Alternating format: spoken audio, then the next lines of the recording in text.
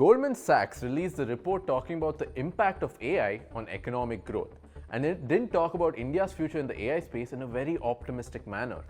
It stated that globally, 2/3 of occupations can be partially automated by AI, things like administration, legal, etc., professions with very little physical exposure. Jobs like construction or maintenance will be automated by AI only around 4 to 6%. When it came to India, it stated that only a little about 10% of the jobs would be automated by AI. Because it surprised me for sure.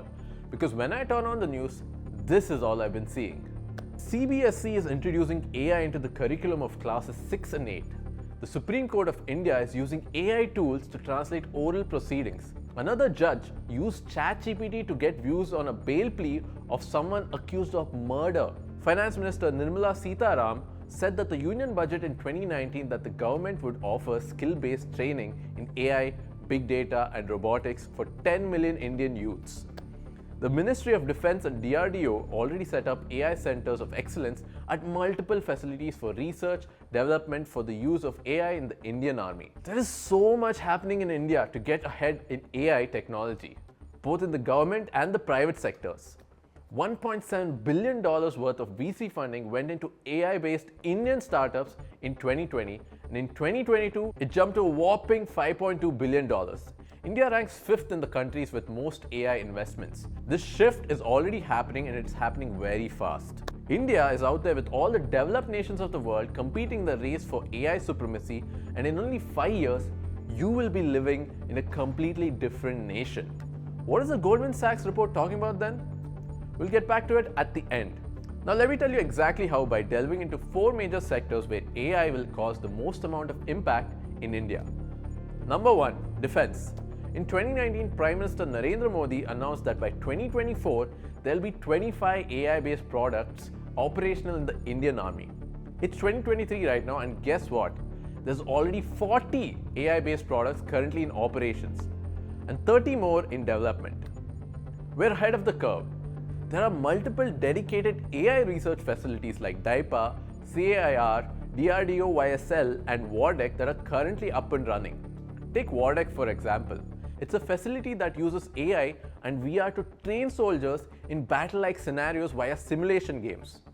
Yes, this is actually happening in India. Moreover, the Indian defense is already using AI-powered tech in facial recognition, language translation, remotely operated weapon stations.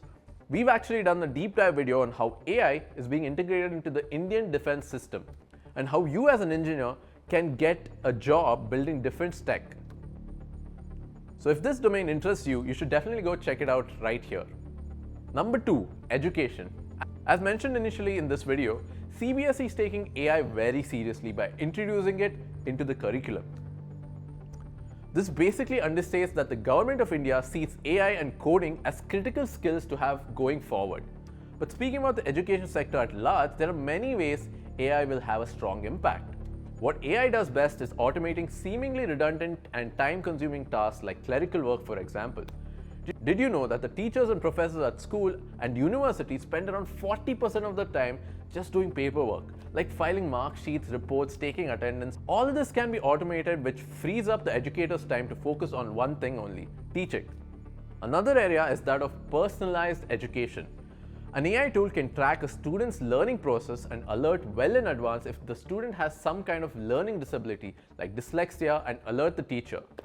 The teacher can then make a personalized roadmap for such students with the help of AI tools and progress much faster. Think of AI as a medium in between the teacher and the student, where in this case the teacher has an AI assistant that enables them to do their job better. The pandemic has already enabled classrooms to go from physical to digital. And in digital learning, students access their materials via a learning management system or an LMS.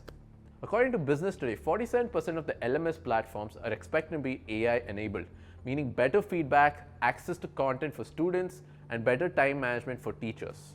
The current traditional teaching methodology, which is one size fits all, will be disrupted and every student will get a personalized education powered by AI according to their needs and pace. Number 3, agriculture. Now remember the Goldman Sachs report talking about how only 10% of the jobs in India will be automated by AI?